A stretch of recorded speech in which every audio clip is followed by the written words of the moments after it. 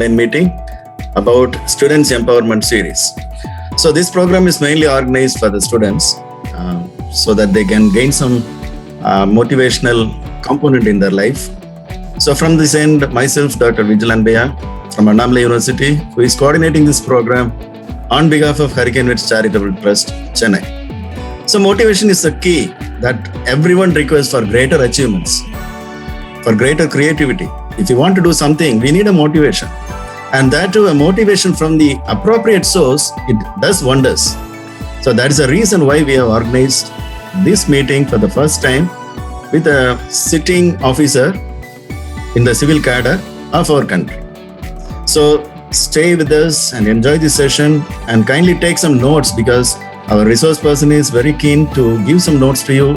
Now, let me welcome and invite Dr. G. Srinivasan, who is the president of Hurricane Vets Charitable Trust. Dr. Srinivasan. Good evening, everybody. I am Srinivasan. I am right now the president of Hurricane Veterinary Charitable Trust. I would like to express my pleasure and happiness to see overwhelming participation for this student empowerment series organized by Hurricane Veterinary Charitable Trust. I would like to just give a brief introduction about our trust. This trust has been established during 2015 by alumni of Madras Veterinary College 1988 and 94 batch with the main motive of serving better life to humanity through empowerment. So we are helping the people not only with the financial aid, also we are giving training so that they help themselves, so that this even skill development programs and other programs, they will have their own livelihood. Around 56 social activities we have established so far. And before I'm introducing, I would like to express my gratitude to Dr. K.P. Anand. He has consented to participate in this program. This program has been conceptualized by Vijil Anbaya and Dr. Anand. I am grateful to them. And also, you have to have self-belief. You set a goal and have go for it and review it and finally achieve it. This is what you have to do when you want to achieve something, especially in case of civil services, which is the coveted service in India, wherein you have to achieve, you want to achieve it, you have to do the hard work. And like there is a saying, even in Mahabharata it has been mentioned, you should follow a horse. Like even in any type of wars, the front line will be the horses. So because you know very well the elephants are very slow movers and it has to follow the fast movers like horse. So therefore you have to follow like Dr. K.P. Anand, who has already achieved a lot of things in their life. So you can gain more and more experience and achieve it, achieving your goals.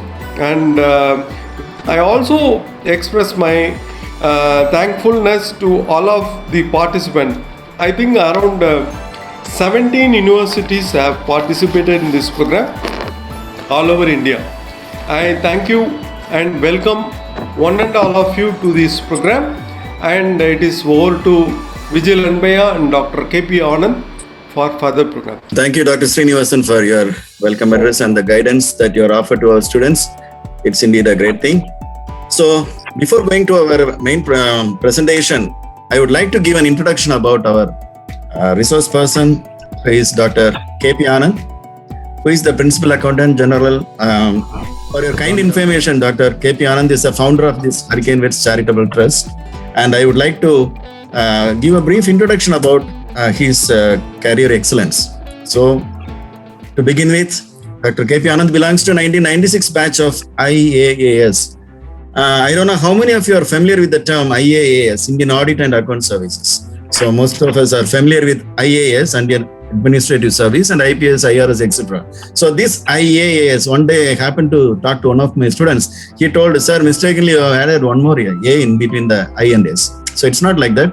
So Indian Audit and Account Services, he belongs to 1996 batch, a very hardworking person.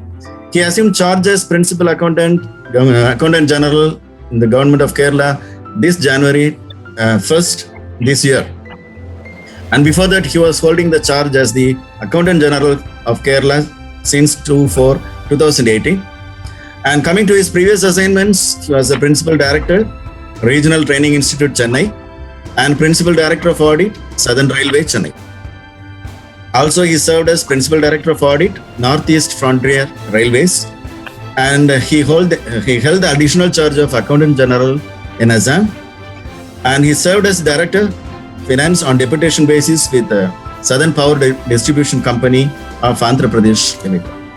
Over to his international audit assignments, Dr. KP Anand is very brilliant in his international audit assignments. He conducted his duties in International Organization for Migration at Manila and Geneva, United Nations International Computing Center at Geneva, Program for Research and Training in Tropical Diseases, Styria, World Health Organization at Geneva, United Nations Office at Vienna.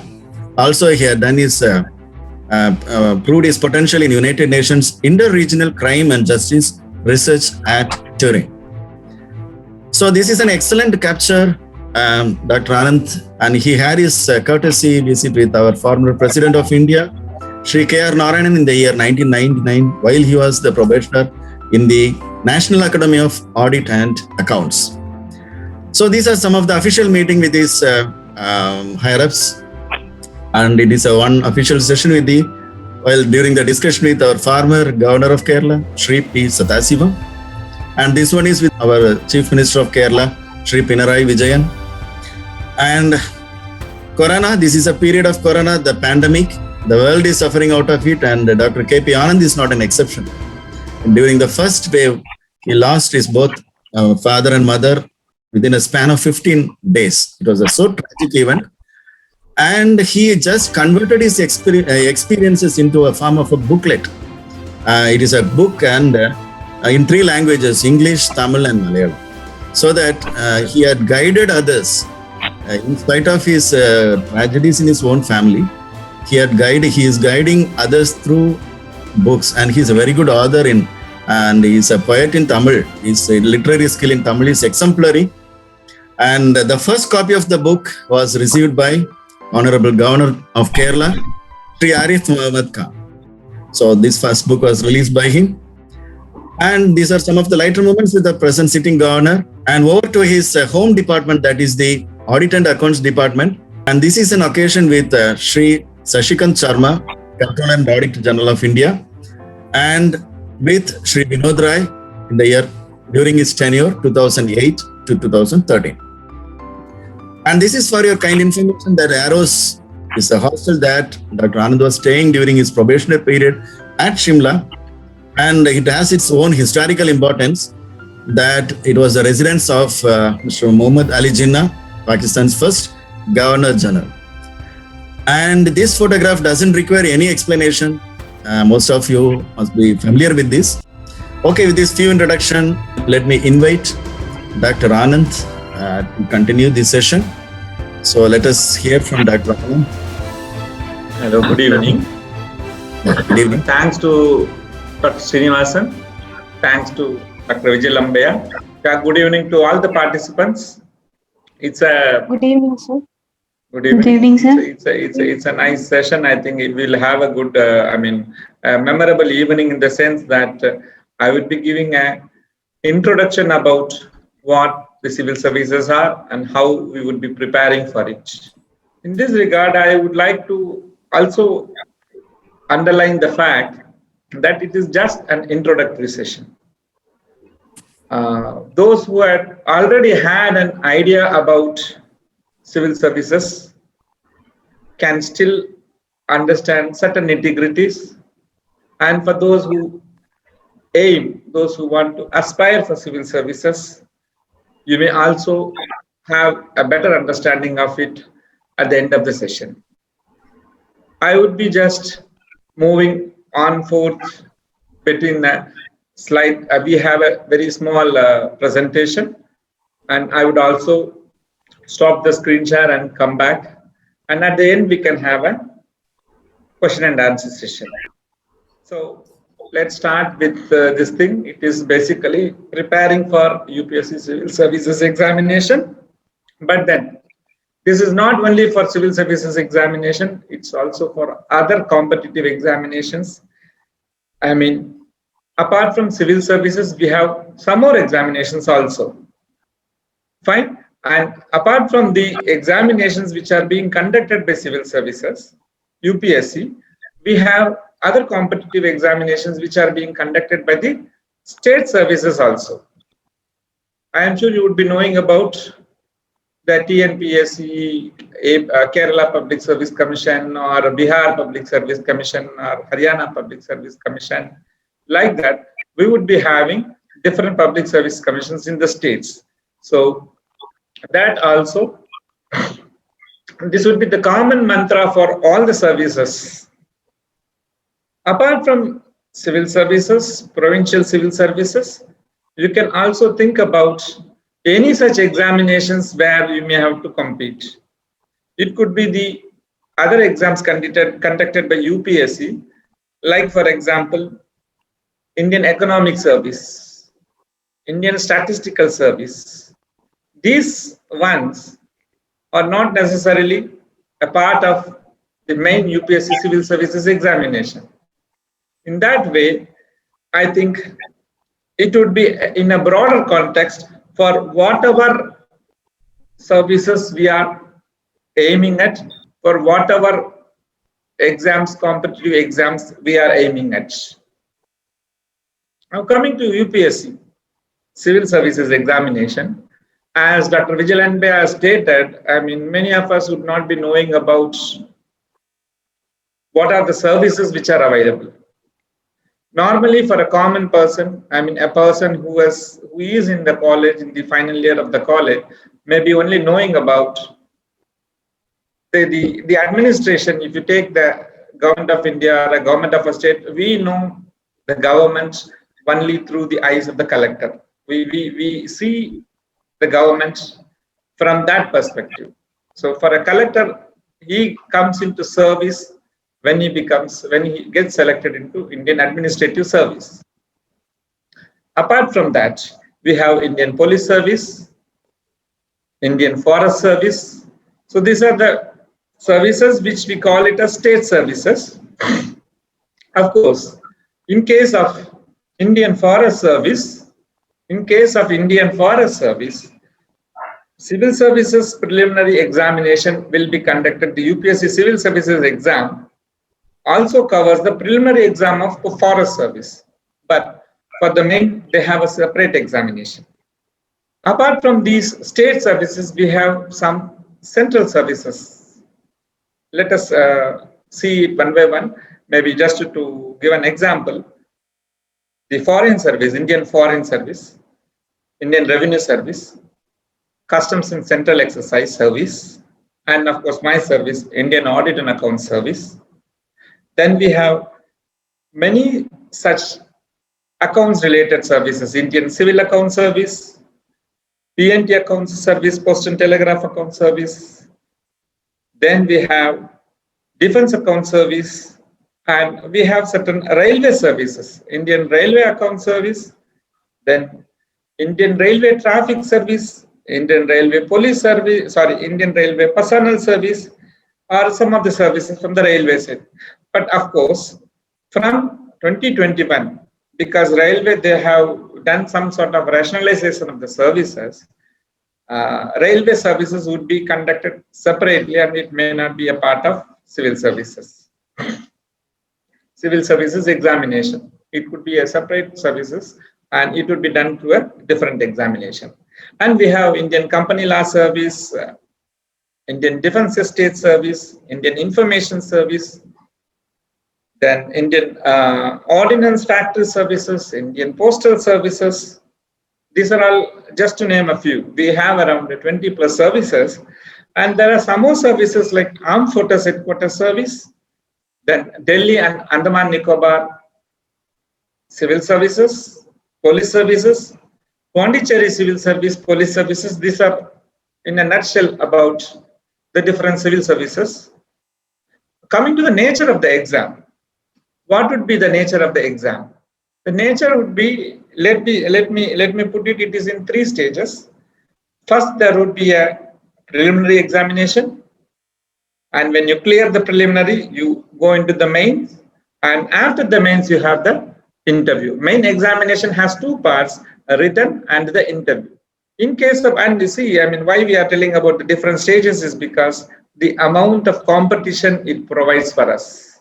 In case of preliminary, UPSC Civil Services Examination preliminary, almost 10 lakh students, aspirants apply for the examination, and around 5 to 6 lakh aspirants really write the examination. Maybe of that, around 3 lakhs to 4 lakhs would be serious enough to write the examination, and among that, only say around 10,000 enter into the mains examination. Only of the lot of 6 lakhs students writing the examination, only 10,000 would be entering into, they would be filtered and they would be entering the mains examination. And first part here is to write the mains examination, and after the mains examination written part is over, there will be an interview. And for interview, out of this 10,000, only 2,000 are selected into the interview. Then finally, based on the ranks, these 2,000 people, based on the marks these 2,000 people take, both in the written examination plus the interview, around 1,000 would be selected in the final rank list. Then after this 1,000 are selected, depending on their marks and their preferences, every individual will have to give his preferences, like what would be his preference. Maybe a topper can select revenue service, or a topper can select forest service, a foreign service, anything. He can, not necessarily the Indian administrative service. So this is how this is being done. Now you see, when we see a situation wherein around 10 lakhs appear for the examination, they just fill up their application, and finally only 1,000 is selected. Now you know the pressure we are in, and what sort of a competitive setup we are in. So now this is a situation where people normally think that, gone are those days when people used to taste failures very often. Now it's a situation where people are not in a position to even face the failures. So the first step itself, let me tell, this is an examination which needs a lot of perseverance, lot of hard work, and in spite of your failures, you may fail first time, but you have a second chance. You fail there, you have a series of chances, minimum at least 5 chances, so that you can come up at the later stages. So whenever there is going to be a failure, you should not be worried about it. You have to analyze yourself. What is your strength? What were the places where you went weak? And then you have to again start doing it. And in this strategy, the next 45 minutes or 30 minutes, we will be discussing about this strategy. And when you identify, when you analyze this strategy, you will understand that it is not just preparing for an examination. It is a dream factory. It is a way of life. The moment you start preparing till the moment you become successful, UPSC preparation is in fact a way of life. Every service, I had enumerated the services, and every service has its own flavor. There are certain plus points, there are certain minus points. For example, if you take the All India services, administrative service, police service, and forest service, they are in the fields, they are in the districts, whether it's a collector or an SP or a district forest officer. they are interacting with the people. So everyone would be knowing them more. Everybody is in the reach of the common man, and common man is in the reach of them. So that is one of the plus points they have. The amount of interaction they have, the more interaction they have, the more they can be with the people, the more they are known to them. This is one good aspect of All India Civil Services. Central services, of course, they don't mix with the people much, but then they are more specialized, like the revenue services. They deal with the income tax, customs and central excise, about the import export related issues, Indian Audit and Account Service, which of course I would be taking up again in the next one. Then we have services like Indian Information Services.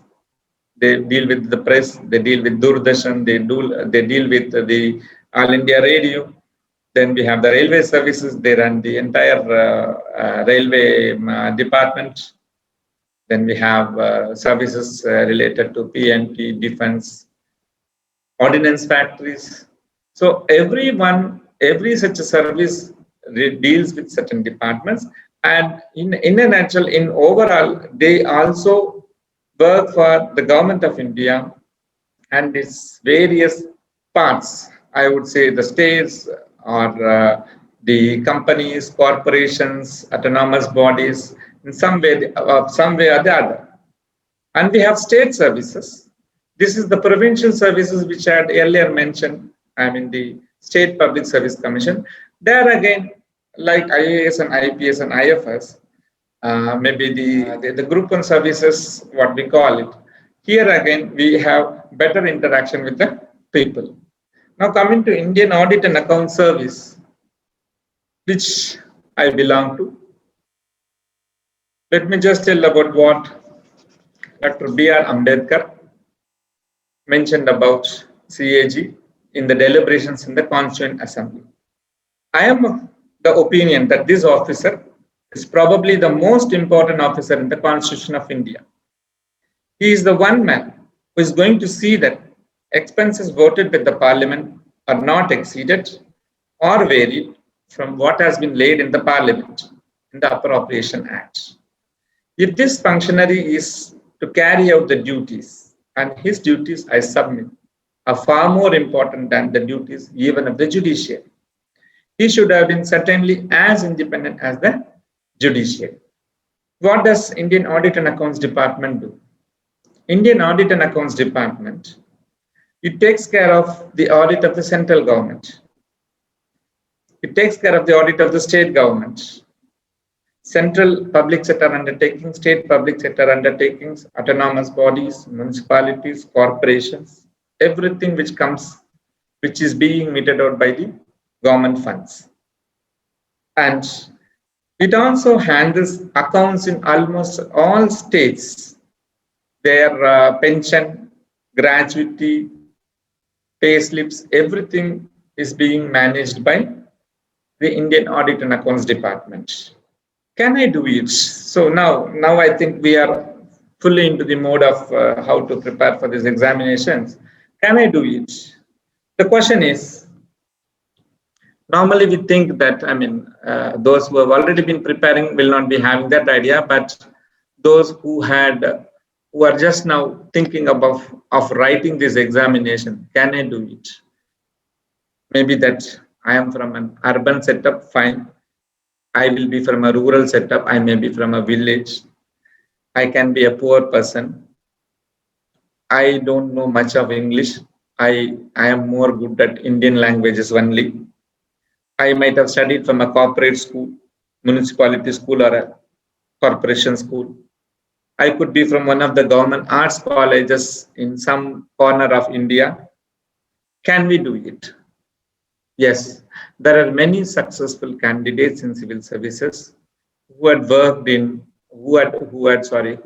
studied in some government high school somewhere, some government college somewhere, and not necessarily from an English medium, but they would have studied in their own languages, and they would have also written the exam And apart from the preliminary exam, which is mainly in English and in Hindi, the other exams, the main exam, though the question paper is in English and Hindi, you can attempt in any language for that matter, maybe Tamil or Gujarati or Kannada or Urdu or Oriya or Bengali, any Indian languages mentioned in the schedule, we can write the examination. This apart, this is more to tell about the background, but then more important is the environment. You must be in a position, you must be in an environment which is good for study. It need not be a cozy, specialist environment for you to study. You can even study in, in a hostel. I had, in fact, in between, I would also tell about my experiences in between. Being a day scholar, I was moving from my home to the college, but then in the final year, I preferred to go to the hostel and study there because I had some couple of friends who were preparing for the examination. So that would be more better if we think about the study environment. And there were times when I used to go and I basically studied in a English school, but then it was a small convent, not a bigger corporate school. It was a small convent, a neighborhood in a neighborhood school in my locality. So with that English, we started preparing. And in the colleges again, because of the hectic schedule, I would never find time. So I decided, okay, we can come to the hostel. At least I will save the time of transport. And then I started studying. And there were times when we used to sit and study under the light of, I would say, certain platforms in the hostel or in the college in the night. So you can, if you can have the mind to study, you can even sit in a mansion and study where there are around 10 to 15 people. And what is more important is hard work. When you have the option of hard work or intelligence, intelligence is secondary. This examination needs more of hard work. Yes, you need to be having some sort of an average brilliance, but with that brilliance, if you are going to have hard work, you can come up. It is your perspiration. And apart from the perspiration, maybe there is a factor of luck, but then luck doesn't come for those who don't work. It is more of hard work and perseverance. You may have to, there are people who got it at the 5th chance. There are people who got this exam at the 7th chance. There are people who had done it with only a single attempt. It all depends on how you approach this examination and what is your attitude. Now, coming to the risk, what do you mean by risk? It all, I would say, every individual will have to assess his risk. Maybe you have some financial problem, or you have some family condition wherein you may have to do it by this year itself.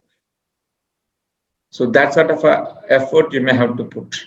Or if you are affordable, you may think about another 1 or 2 years.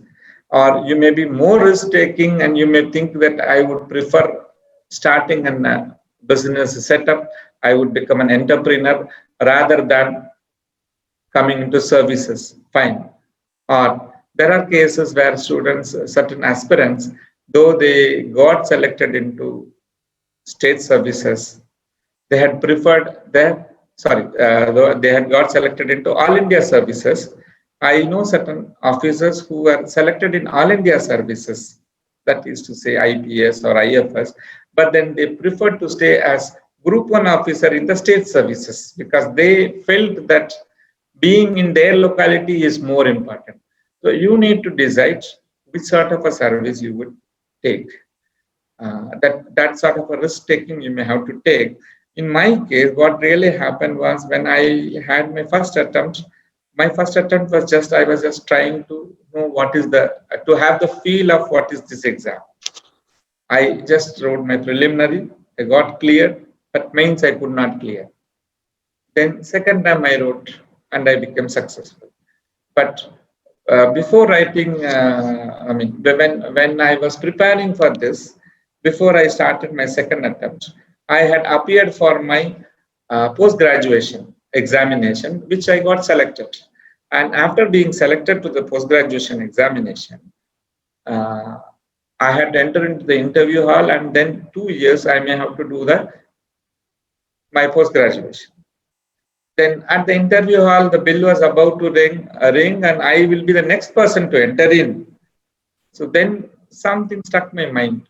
Oh, why should I study? Already I am a burden. Like 5 years I have been working. 5 years I have been studying. I basically am a veterinarian by education. So after studying for 5 years, I thought that why should I be a burden for the family?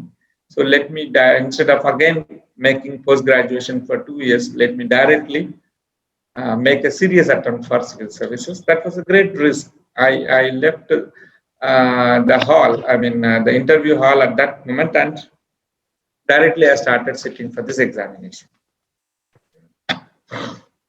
When to start the preparation? You need to balance with your academics. When you are when to start the preparation, in the sense, for a student who is in a college, what would be the right time to start? The third year, maybe if he is in a BSc or a BA course, third year would be the best phase. But of course, he has to also prepare for his final year examination. Or in a professional year, maybe he can, in his final year or pre-final year, he can start his examination where you have a 4-year, 5-year course, whether it's a BE or MBBS. Then we have BSc Agri, Veterinary Science. These sort of places also, these courses also, you can think about starting your preparations in the pre-final year.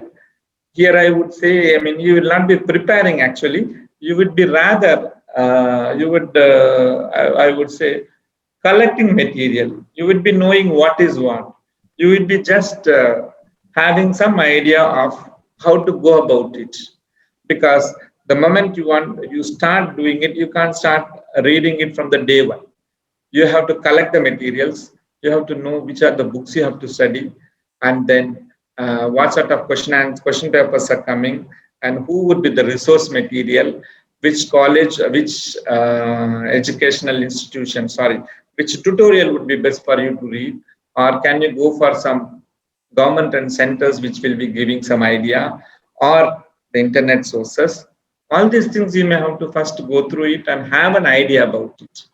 Plus, as I told, the pressures from the family would be there, your financial position would be there. There is a concept of value for money. What value we have for money? 100 rupees today, the same 100 tomorrow would not be of that value, it would be 90 rupees.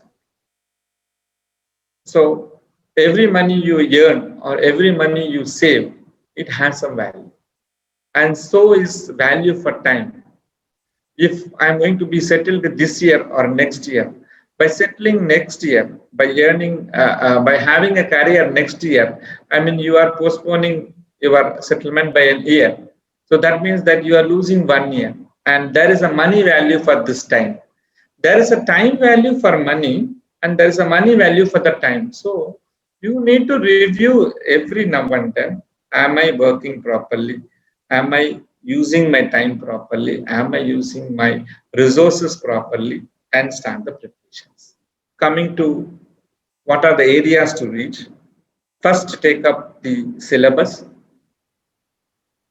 Of course, this presentation, I'm not going to tell you the syllabus or where you're going to get these textbooks, but then you can collect from UPSC's website or the state provincial services website, what is the syllabus, and then go for some question papers of the previous years, maybe 5 to 10 years. That's more important to know what is the trend 5 years back and what is the trend the last 3 years. What could be the trend? What could be the probable areas for this year? So this sort of an analysis you have to do. So you need to have syllabus and the question papers.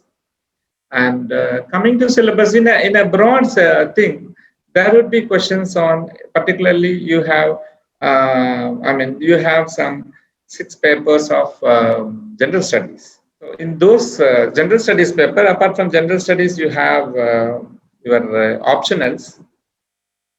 Optionals. Apart from that, you have ethics, a paper on ethics, a paper on essay, then qualificatory papers on Indian languages are there.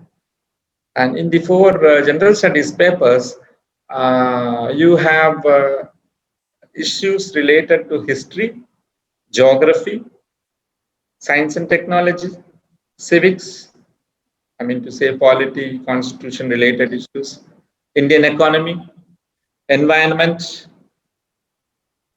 environment, and then issues relating to planning, art and culture. These are the papers for the general studies. And your optionals, you will be selecting an optional that would be having 2 papers. Then there's a paper on ethics, there's a paper on essay. You have to know how to write an essay. In that 3 hours, you will have to write some 2 essays. And you have Indian languages paper, which is of qualificatory nature. So for these things, you may have to refer to guides. You can get some guide from the market and one textbook. You may have to restrict your purchases, restrict your study to a particular guide and a particular textbook. Suppose you have to read something on general studies, yes, you have a guide.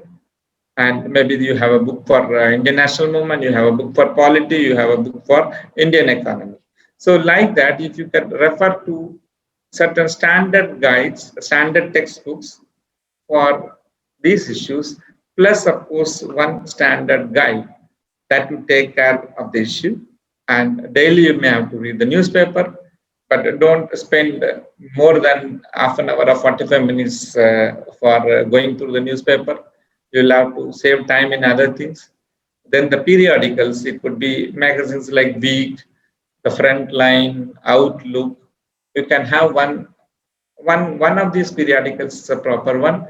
And to know more about the governmental policies, programs, implementations, objective criticism about how far they can improve, you can think about magazines like Yojana and Kurukshetra.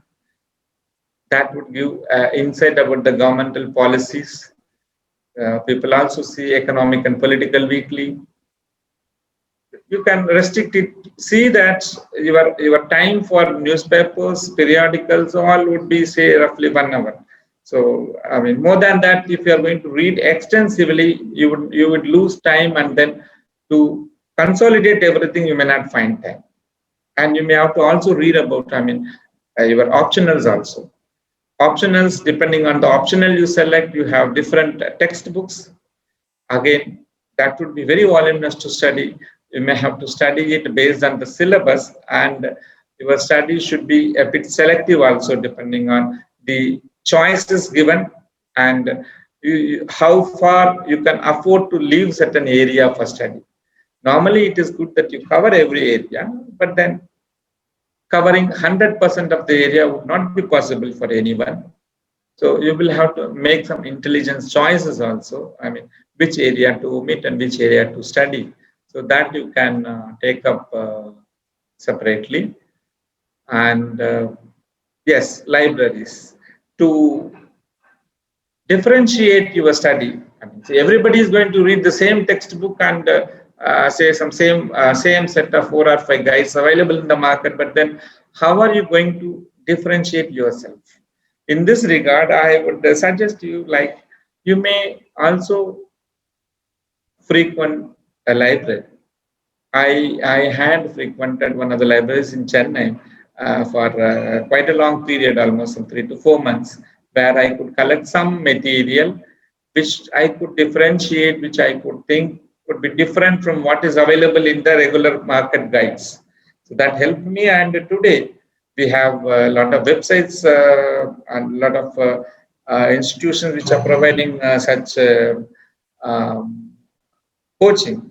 So of course that institutional coaching would be, it depends on the money you have to spend. I mean, some may afford it, some may not afford it. But then there is, you can always go through websites. And the one institution I can tell is a Civil Services Guru.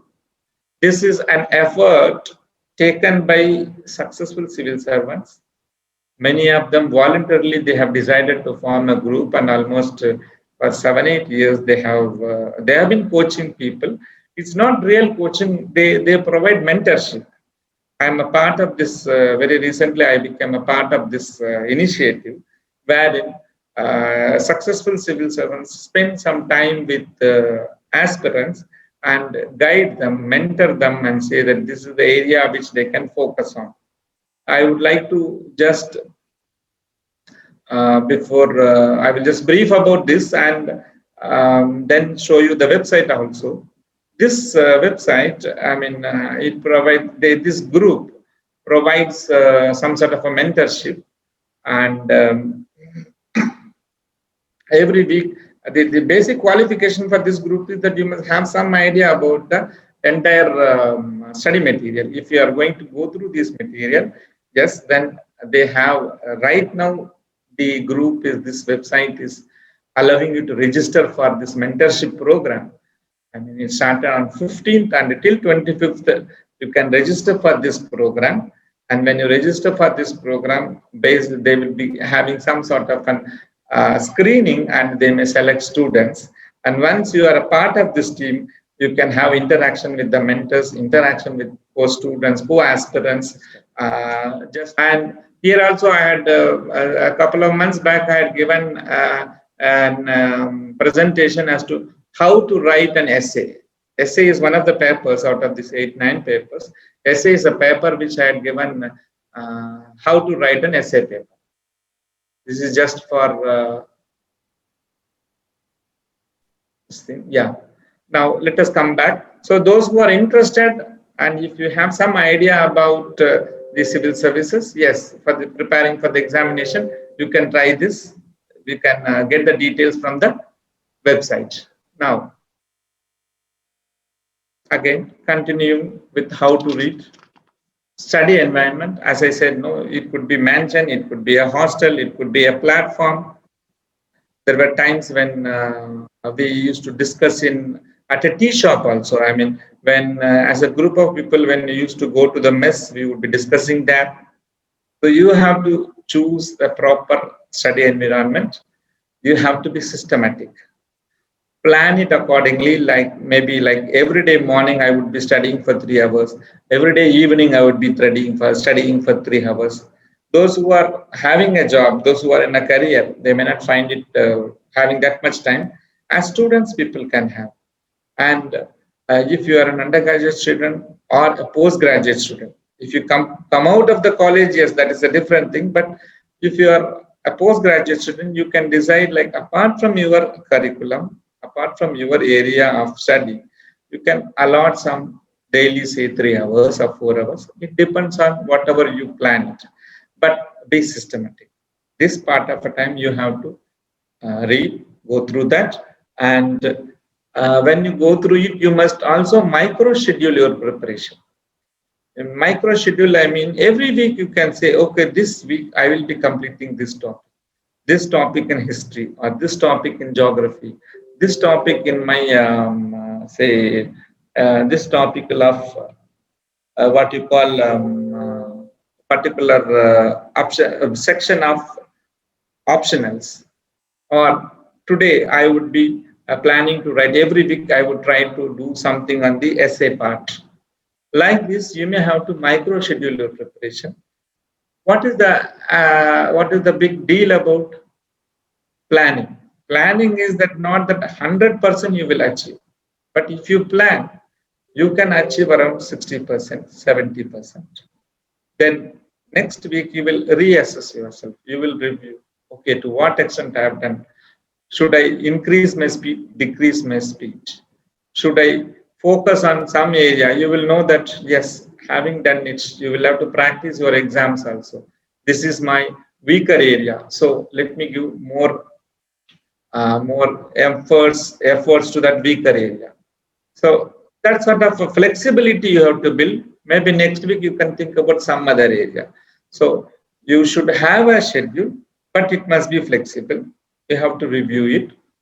And when I was telling about the hours of study, you would have seen in many cases there were some toppers who would be telling, I had studied for 12 hours. There were some toppers who would be telling, I just studied for 1 hour. Maybe he is good in studying, so 1 hour is enough for him. For another person, 12 hours is enough. So in your case, don't think about the number of hours. It is not the number of hours, it is your quality of study. Whether even if you sit for 3 hours or 4 hours, to what extent you have focused your study, to what extent you had concentrated, that is more important. Of course, these tips are, though we are discussing it for the sake of UPSC, it goes for any exam. You need to have a focused reading. You should not divert yourself from your reading. There is two types of reading. One is first, what I used to do is first I will just go through the textbook, have a broad reading. And to read fast, I learned one technique. Basically, I learned it through some sources only. When I read that, if you invert the book and start reading from the last line, it would be difficult for you initially. And see, after practicing it for 10 days, then keep the book in a normal way and start reading. It is like, say, suppose you are running a cycle, you are going in a cycle very fast, and then after a week you want to go slow. That becomes very easy for you. So if you start this sort of an exercise, maybe you can just try. If it helps you, you can have a broader reading of things. You can have selective reading also. You cannot read the 100%, but then you can select and read like that. This is just to pick up your speed. And once you pick up your speed, you come to a normal way of reading. You have a focused reading and have selected reading as we discussed it earlier. Then you have to note things. Notings should be in such a form that you are in a position to revise it. Let us take an example of an editorial in a newspaper or for any other paper. You see how the columns are like this. Whereas in a textbook, it goes like this. A textbook reading, your eye takes a lot of time to read it because you have your head moves like this. Whereas in a column, newspaper column or a journal, you read like this. Like your eye will be trained to read 5 letters, then next 5 letters, next 5 letters. So that will be more easier for you to revise. Because it is not only reading, but you have to take notes and you have to revise. So if you are going to take notes in that pattern, like a newspaper column, that would be easier for you to revise. And then you can take up maps, you can draw some maps, you can go for some brainstorming exercises. Join with a couple of friends. If you are going to discuss about an essay paper, or even in an optional or about some question on polity, but you need to collect some combination of thoughts, you can just draw then another cloud, another cloud, another cloud. Like that, you can have certain maps, clouds, you can have certain hints, brainstorm, and then if you are not in a position to write notes, maybe 100% again, you cannot write notes. So you can underline the textbook with different colors of pen. Don't underline all the lines, then it becomes difficult. The important areas, salient features you may have to underline. And then nowadays people use sticky notes. I'm not sure about the way in which you do it in a laptop, but preparation, if you are going to use with your pen and paper, that gives a lot of focus and it reaches your brain. Think of your olden days in your school. You were told to write something 5 times. You retain it more than 5 times of study. And reading loud. I used to think like why people are reading loud. When you read loud some 4-5 times, automatically it reaches your brain and you have a better way of remembering things than reading by silently. So these are some tips you can use it. Then of course, I mean, it depends on which subject. Say geography, you can have maps. Just whenever you, what I used to do is like, say, suppose before I sit, after my lunch, I sit and start my study. I can see some maps. Then history, certain dates, some salient dates of Indian national movement, etc. You need to remember. I used to write it in a piece of paper and then place it on a wall. I will paste it on a wall. So when I get up for dinner, I used to see these dates. Then when I sit for my after dinner, if I sit, I would see some other area. Like for example, in a literature issue, when you are attending a literature paper, you may have to memorize some songs. So I used to write certain songs and paste it on the walls. So I can know that. For an essay paper, you need certain codes. Think of some 50, 100 topics. And for each and every topic, you can think about few codes, note it down somewhere. And if you're going to memorize this one by one, it will not be possible. So when you paste it somewhere in the wall, I mean, my wall used to have some 30, 40 papers like that. And every time, morning, breakfast, lunch, and dinner, like when you get up, see one paper. And then next day, see another paper. So this is one way where without having that much of pain of reading and memorizing things, you can really memorize things. And you can also record. I had record, in fact, certain issues in economics. I had recorded and I had went through, and even in literature, some verses I recorded and then a couple of times I listened. So that had a greater impact. So that is one way. Basically, it is like, how do we know our name? Only because somebody calls our name every often, Anand, Anand, Anand, I know that my name is Anand. Otherwise, if nobody calls and if I don't tell, I will never know that my name is Anand.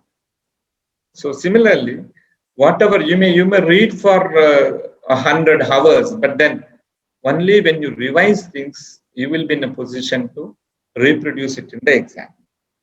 So this is one important thing, you need to have revision. For this only, all these steps I have been telling. And of course, time management is one thing here. You will have to, when I said about scheduling a couple of minutes back, that scheduling has to be applied everywhere. When to study, when to revise, when to get up, and then and there will be some days where you will never have sleep. If that is the case, what you will do? How do you relax? How you will read at that time, and when you can sleep? All these things you may have to manage.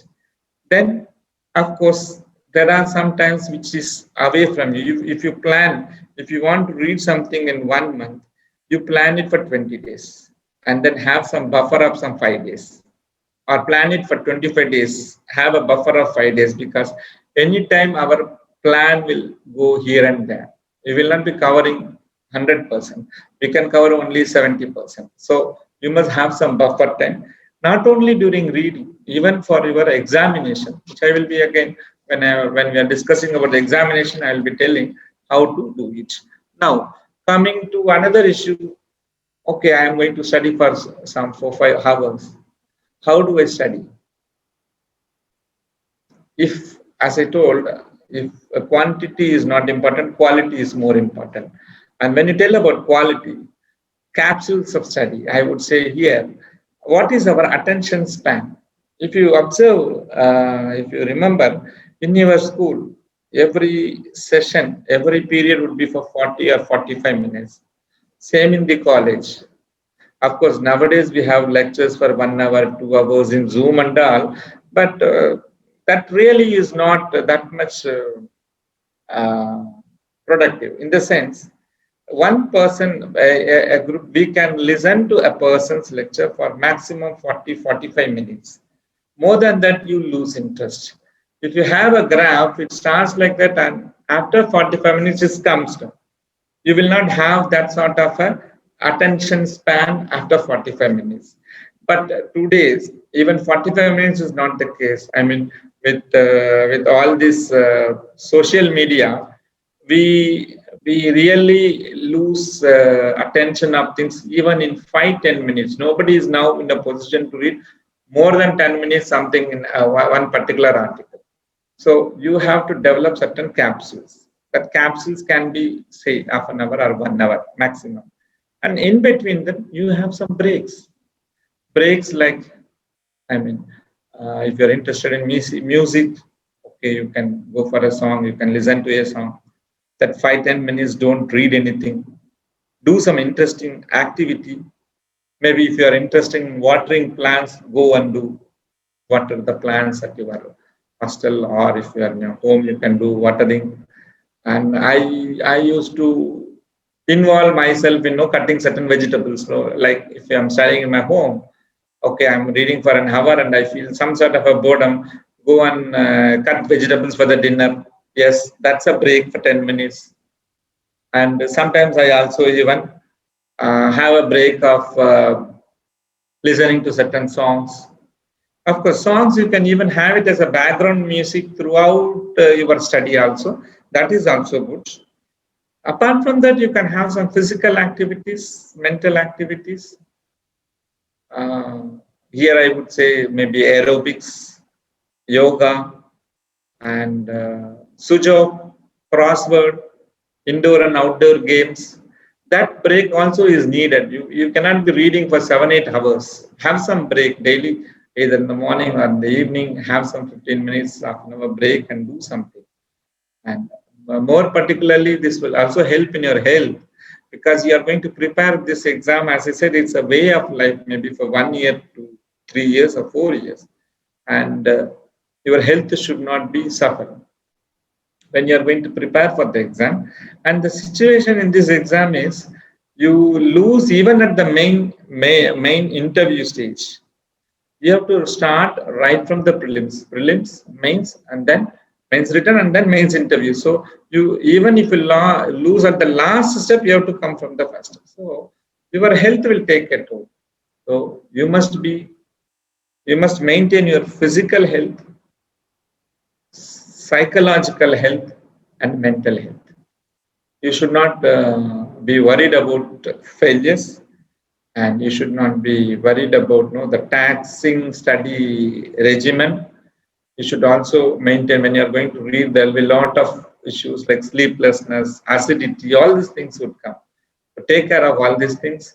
And now we have this social media. You have to be guarded against this one, because that is going to, the moment you see your WhatsApp or Telegram, that would distract you from your studies. It is needed, but fix a time for it. More important, only when you have this health, you can continue your study. And apart from these individual ways of bringing up yourself, there are certain teamwork you have to do. By teamwork, I mean if you are writing an exam, it is not like sports. You are writing an individual exam. But what is teamwork here?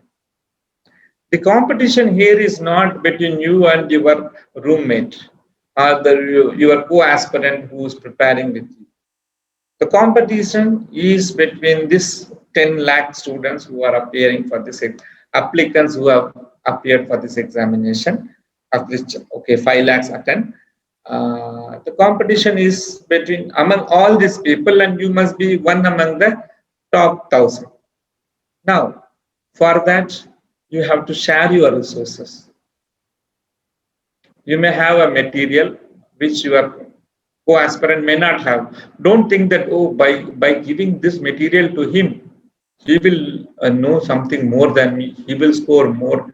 Don't try to keep your material within yourself. This material has to be shared. You have to share this material, and your co-aspirant will also share you some material. He has to share some material. I had certain group studies with a couple of my predecessors, the people who had already successfully cleared the exam in certain way. And there were people whom I guided. So in these cases, what we used to do is I would be one person who has already an experience of writing 2 times the examination would be giving a lot of tips, would be giving his notes to me, would be giving me his idea of certain topic. Okay, this is the topic. This is how you have to approach. I would prepare him certain notes for him. If he is asking me to, why don't you try to help me in giving me a focused material, I would do it. So like that, you may have to help your co-aspirant. It need not be 2, it can be 4% or 6%. Like suppose there's a topic on essay, or even in your optional, there would be areas, either it is an optional or in the general studies paper, there are areas wherein you need to pull certain ideas. So when you are going to pull certain ideas, it is more better if 2 or 3 minds sit and give all these concepts, which will be of use for everyone. Maybe certain things you have to debate for a particular topic, against a particular topic. These sort of things needs more interaction. So what I used to do along with my co-aspirants is when we go for the taking food, we used to just go discuss one topic when we go for taking food. And when we come back from the mess, we used to do similarly, we take another topic. And in home, of course, that I could not do when I was preparing from home. I would take rest. But in that sort of, in such a situation, every week I would go to some institute where people are already preparing, have an interaction with them. There would be some special sessions where some 40 people would will consolidate there. So at such a venue, I used to go and discuss with them. Maybe I tell certain points and they would be giving me more points also. But that gives that is teamwork, that sort of a habit you have to build. This sort of give and take is very much essential for an examination of this nature. And coming to facing the examination, you should not overstrain. Normally what we do is we study till the last minute, till we enter into the examination. But this examination you are preparing for 1 year. What cannot be prepared in 1 year cannot be prepared at the last 1 hour. So to complete it, I mean, whether it is preliminary or mains, you may have to complete your syllabus at least a month before, or even 2 months before, then go for revision. Make 2 revisions so that last 1 day, be calm. Don't overstrain. Maybe if you want to know certain facts which you forget, yes, that alone you can try to, when you revise it in the form I was telling, maybe certain things you can think and see. Otherwise, don't overstrain that day. Have a good sleep. There are people who don't sleep that day, take proper food that day, and mess up in the examination. No, that sort of a thing should not be there. And this is one hint I would give, like 1 day before, because if you are not knowing the venue, better go 1 day before. See the venue. This is the exact place, and then come back. Maintain your coolness. There should not be, you have to be cool, and at the same time, don't be overconfident that I know everything. I can manage everything. You exercise caution, and at the same time, don't be straining much. And when you write in the examination, this is what I used to tell, like what we were telling about reading in the library and then your brainstorming sessions. Now, in an examination, in this sort of an examination, you will never get a question with a ready-made answer. The question would be something like explain, elucidate, differentiate, compare and contrast, describe, point out. So each is a different thing. So you may have to, once you read the question paper, you may have to think what to write, how to write. That would take for every question 1 or 2 minutes of thinking, then putting everything in the mind in a particular order, and then you start writing. So there are no ready-made answers. Then based on whatever you have, because you have read so many things, so now you will have to, whatever comes into your mind has to come. Then you will put it in a proper format. Okay, this is how I have to streamline it. Then start writing. And once it is written, then you will review, you will see what you have written. This is how you, and then finally at the last minute also, you should not write for 3 hours, means till the 3 hours, have some 10 to 15 minutes gap. That would help you to be cool throughout the examination. So this is about facing the examination. This is the last step, is the interview. I expect every one of you to cross this step. And in interview, they ask questions based on your biodata. I mean, where are you from? Which village? Which city? Maybe a question on the name of your village or the city, the state. If you are and if you are studied in a particular college or a university, there is something special for that can come, and your interest. Suppose you are interested in some sort of an extracurricular activities, that you will be filling in your biodata. Particularly for the interview, you will be filling a set of data. So there you will be asked questions on your interest, hobby, all these things will be there, and you are optional. Maybe you would have studied history in college, but your examination optional would be public administration. So you can get a question on history, you can get a question on public administration, or on your hobby. Plus, everywhere, whether it is preliminary, mains written examination or interview, everything would be, there would be some conventional area. At the same time, there will be some areas which are related to your the current affairs. What is there, the current topic? That sort of a topic would be of more importance. So you need to be fully thorough about it. But here, if you don't know, particularly in the interview, they don't test your knowledge, but they test your attitude. So you must develop communication skill. No problem. You see, in the interview, if you have decided that you will attend the interview in Telugu or Kannada, you can do it. But if you have written the examination in Telugu or Kannada, you can you can attend the interview also in Telugu or Kannada. So you have that flexibility also, but you have to communicate to them properly. Suppose you don't know an answer, no harm in telling no. You can always tell them no, but be frank on it. If you don't know, don't try to give a wishy-washy reply. So these are the important things when, particularly in an interview, board will be looking for your attitude. And of course, this is a long way. One hour would not be enough to cover the entire thing. We need to have interaction with your co-aspirants, colleagues, your friends. People who have already cleared. Have frequent interaction with them, and don't be secluded within your own preparation. You need to have a lot of interaction with people. That would be the success key for this examination. And apart from this, I would expect that everyone to clear the interview.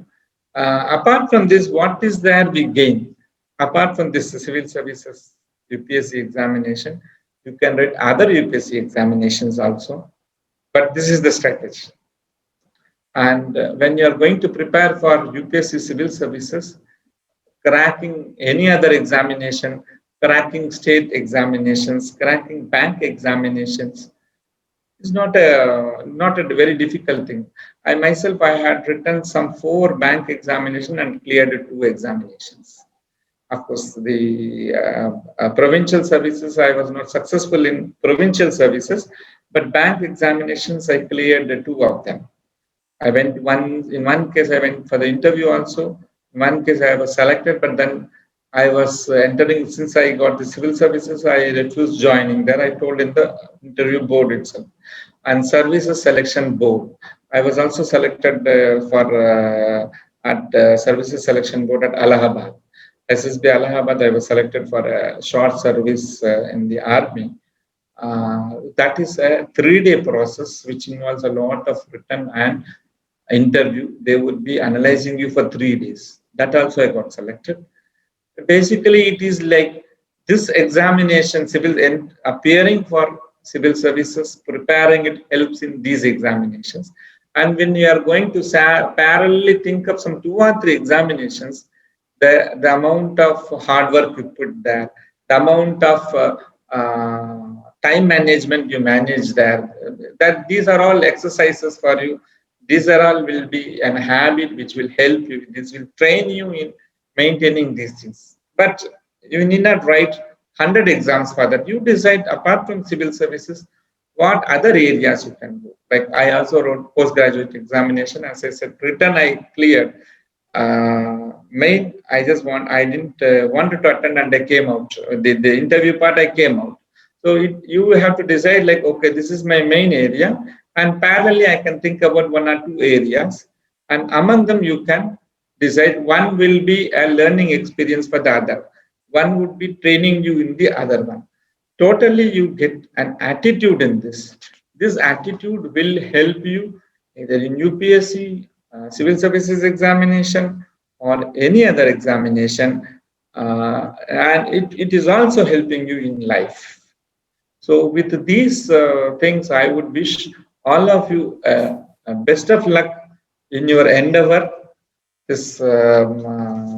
your endeavor, in your career, in whatever way, in whatever area you wanted to develop yourself. With this, I conclude, and I hope that people would have got some idea about these examinations. Now, the hall is open for questions. So it's an awesome presentation. Excellent presentation, Dr. Anand. We are really thankful to you. So still you are in the office, I think. You are just presenting it from the office. And we can find, dear students, we can see many officers, but it's very rare to see officers who are having a real concern for the students. So today we have got a wonderful lecture presentation from one such great officer, Dr. K.P. Anand. Now, students, you can shoot your questions. And at this time, you can take some 10 minutes for this. Please. Before that, can I tell something? Yeah, please. Thank you very much, Dr. K.P. Anand, for your wonderful presentation. I hope that whatever you have presented was very practical, and it will be inspiring each and everyone who has participated in this. Thank you once again from Hurricane Veterinary Trust. Thank you.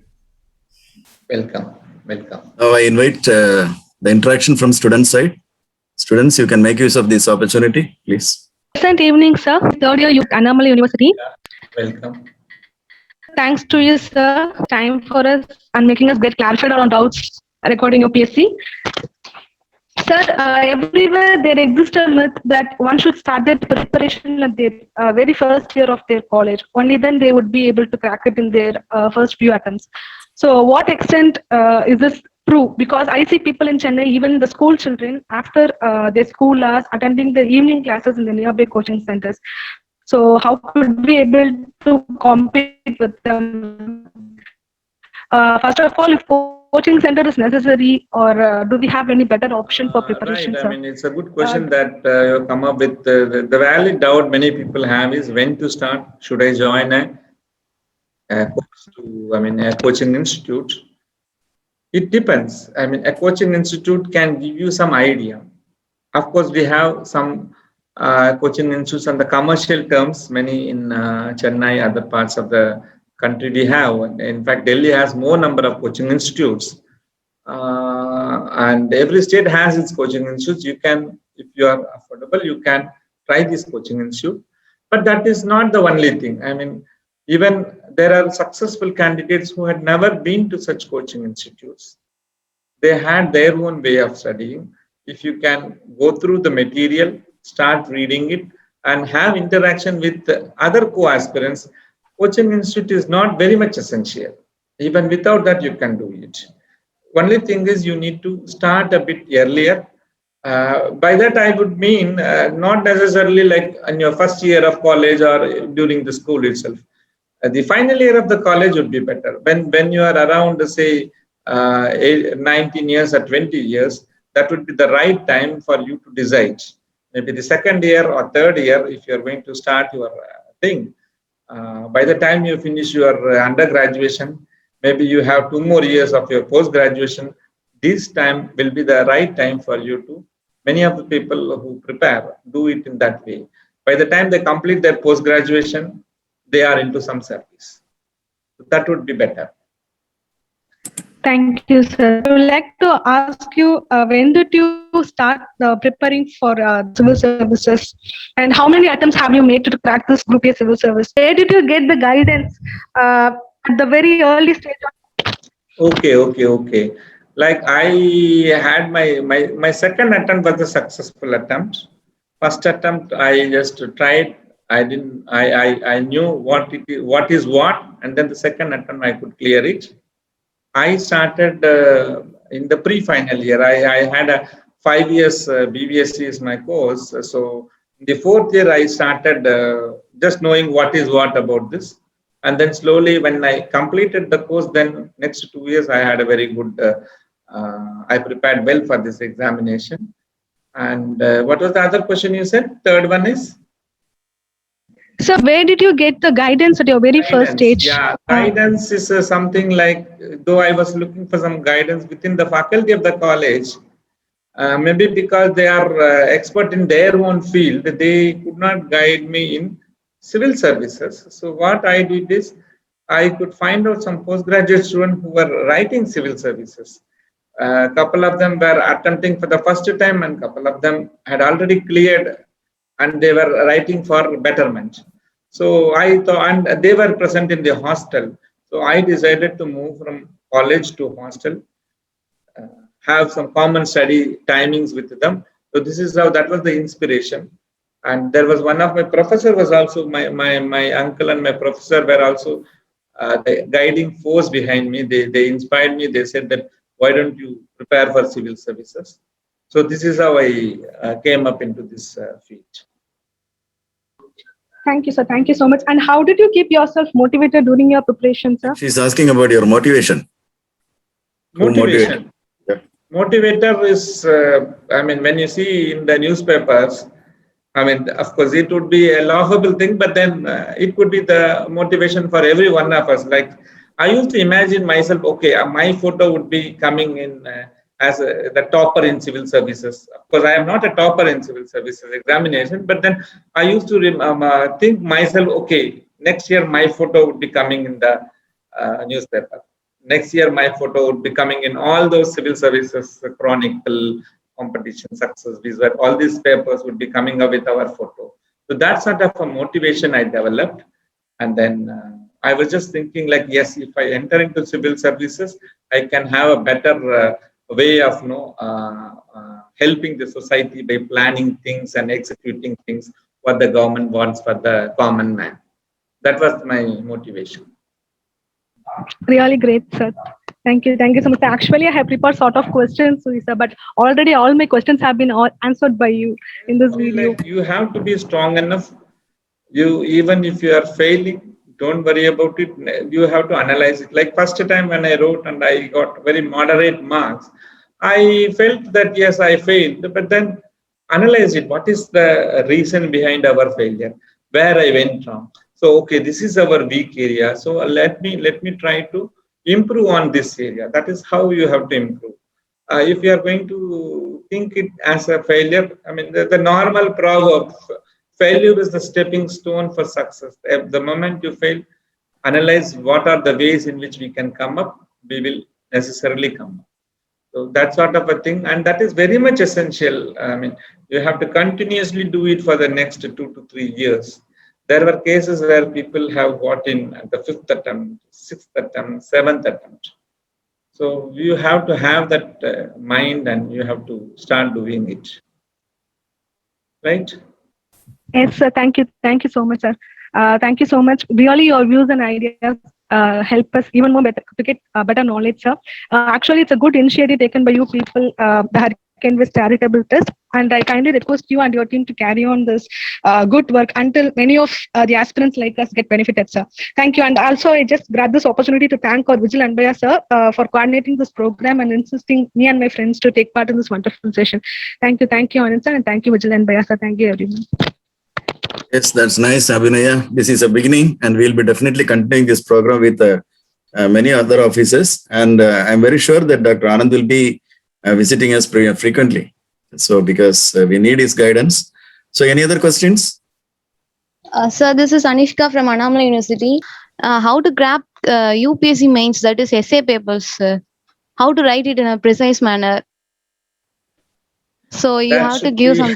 That should be a separate topic, because writing UPSC essays, that itself is, we can speak for hours. I would suggest, like, if you go to this website, civilservices.in, civilservicesguru.in. This website, I had already given a presentation which is loaded in the website, essay writing strategies by KP Anand. So I think if you can watch that one, that would be of help. I mean, there elaborately have dealt how to approach the essay paper for civil services. You may please refer to that website, civilservicesguru.in. Okay, sir. Sure, sir. That, sir, self-preparation is enough for that, sir? For preparing essay papers. But yes, that is enough. But you have to interact. See, self-preparation will have to be with reference to books and with interaction with co-aspirants. You have some 3-4 thick friends who are also preparing for civil services. With them, you have to interact. What could be the points for, what could be the point against, how to compare both the issues. All these things you can do. Once you do that, I think it is a cakewalk. Yeah, okay, sure, sir. Thank you, sir. Thank you, sir. Okay, Anisha, any other students? Sir, Yeah, Siddhika, please continue. Siddhika from Annamalai University. Sir, while we have been discussing that syllabus and question paper, how we can check while we are going in a correct manner for choosing our syllabus? Yes, we are on right path. How we can find it, sir? That depends on the book. See, if say suppose the syllabus, say for example in history it is Indian National Movement. Indian National Movement, if you are going to take any book on Indian National Movement, you can see right from like 1600, when the advent of Britishers, Pitt India Act, Arms Act, and then the various social reforms movement which has come in, the wars between the other forces which were in India, then the kings and the wars with the kings, the 1857 war of independence, then social reform movements, successful governor general, successive viceroys, how the Congress was born, like that. See, all these things would be covered in the textbook. So that would exactly be the same thing which is mentioned as the syllabus. Syllabus would be reflected in the textbook. This, you can always refer into these magazines like Civil Services Chronicle, Competition Master, Competition Wizard. These sort of magazines will be giving you which are the textbooks which can be referred. And in the net also, in the website, you can look into a lot of things like, okay, these would be the best books for it. For example, now that I had prepared some 25 years back, those textbooks may not be valid now. But then surely if you are going to check up with other co-aspirants who are already cleared or who are preparing, they will be in a position to tell you what is the right book which we can prescribe. They may give you some 3-4 names. Then you, by going through it, you decide which would be the best one for you, which is suiting your style, and then start preparing from that. Plus, of course, you have a lot of market guides. You take one among them. Interaction with people will help you to decide on which would be the best one. Thank you so much, sir. Yeah. It's a pleasure to meet you, sir. So maybe one more question I can allow. Sir, I'm Supeka LD, sir, from Annamalai University. Yeah, Supeka, make it fast, please. Yes, sir. Sir, current affair is very important for prelims and interviews, sir. Should we start preparing our current affairs from the year we start, or can we start the preparation in which year we are going to give the attempt, sir? Current affairs, yes, it is more like the which year we are going to give the attempt. But suppose you are starting this year, and if you are going to you are planning for 2022 examination or 2023 examination, all of a sudden you cannot start reading current affairs on one point from say June 1 of 2022. So better you start from now itself, because every current affairs issue, suppose for let us example take the issue of Taliban, the ongoing fight between Taliban and the government forces in Afghanistan. It dates back right from 1970s. What was the position in Afghanistan in 1970? Then entry of the British forces, the Soviet forces. Then there were many factional fightings among them. Then the entry of US forces. So when you are going to read about the present position, you must have that background. So it is better like the day you start reading, you just know something about that. Habit has to come from day one. If you are going to start today, from today itself, you start with some 5 minutes of newspaper. Then every week you can read some periodical. Like that you have to start, and then in that particular year you have to read more of current affairs. That would be a better option. Okay, sir. Thank you, sir. Thank you very much, sir. Okay, students. So I have given the email ID of Dr. K.P. Anand. So even after this meeting, if you have any queries, feel free to mail to Dr. Anand. Whenever he gets time, he'll definitely respond to you. So you can extend your queries. Throughout your preparation time, you can have the help of Dr. K.P. Anand. He will be definitely guiding you throughout your course of preparation. And I hope you all got motivated, thoroughly motivated. It's a simple spark that we could offer from Hurricane Winds Charitable Trust. And this is the first ever meeting. Though we have planned years before, we could able to achieve this meeting only today. And I'm immensely thankful to Dr. Anand for spending his most valuable time and energy, especially after completing his office course, and he's still in the office for us. It deserves appreciation and gratitude from our end. So Dr. Anand, we are expecting more and more interaction from you in future and your colleagues and from other people from other areas of interest. So thank you once again. And I also thank Dr. Srinivasan for his warm welcome address and interaction, and Dr. Borajan for giving all necessary support. And maybe in future, next month, we'll be planning for some other meeting, and the preparation is in progress. So stay in touch with us. And don't forget to send your email ID in the chat box so that you'll get the regular updates from our end. Okay. And thanks from my end to the organizers, Dr. Vijil, Dr. Puvarajan, Dr. Srinivasan, and the Hurricane Winds Charitable Trust, which has indeed, it is doing it as a small step for the, small step will lead to a giant step for the future citizens. Thank you. Okay, thank you once again, one and all. So good night, everyone. Okay, see you in the next meeting. Bye-bye. Thank you, sir. Thank you, sir. Thank you, sir. Thanks, sir.